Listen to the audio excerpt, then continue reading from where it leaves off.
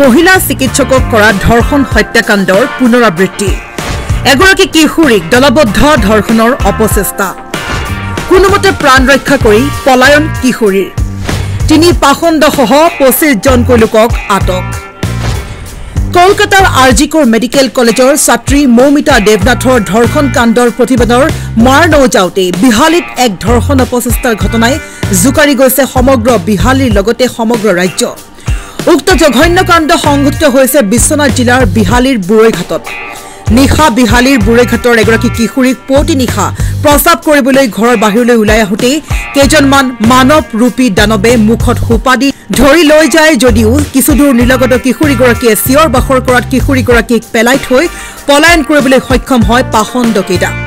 এই বিষয়ে কিশোৰীগৰাকীৰ ভাতৃয়ে বিহালী থানাত এজাহাৰ দাখিল কৰে আৰু বিহালী আৰক্ষীয়ে গোচৰৰ ভিত্তিত এই কাণ্ডৰ লগত জড়িত থকাৰ সন্দেহত 25 জনকৈ লোকক আটক কৰি সোধপোছ আৰম্ভ কৰিছে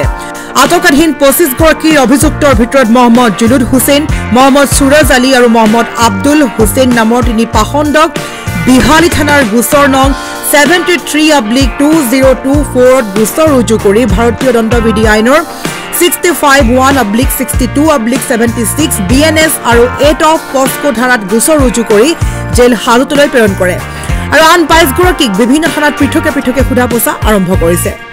বিহালীৰ পৰা অমিত দাসৰ ৰিপৰ্ট নিউজ এট আছাম ঘৰ অফিস গুদান আদি সলনি কৰা কথা ভাবিছে নেকি পিছে সলনি কৰিব হয় সকলো বস্তু এঠাইৰ পৰা আন ঠাইলৈ সহজে নিয়াটো জানো সম্ভৱ চিন্তা তাতেই নহয় জানো কেৱল ঘৰ অফিসে নহয় ডাঙৰ ডাঙৰ মেচিন বাইক ডাঙৰ ডাঙৰ গাড়ীকে ধৰি সকলো বস্তু পিছে এতিয়া আৰু চিন্তাৰ কোনো কাৰণ নাই আপোনাৰ এটা মাথো ফোন কলতে সমাধান হৈ পৰিব এনেসমূহ সমস্যা আপোনাৰ কাষত আংকুশ কাৰ্গো পেকাৰ্ছ এণ্ড মুভাৰ্ছ সমগ্ৰ ভাৰততে প্ৰভাইড কৰে ডোৰ টু ডোৰ ছাৰ্ভিচ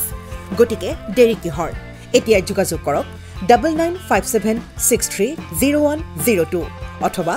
9546214823 নম্বৰত লগতে ঠিকনা ফটাহিল আমবাৰী নিয়াৰ অনাথ আশ্ৰম আমবাৰী থানা গুৱাহাটী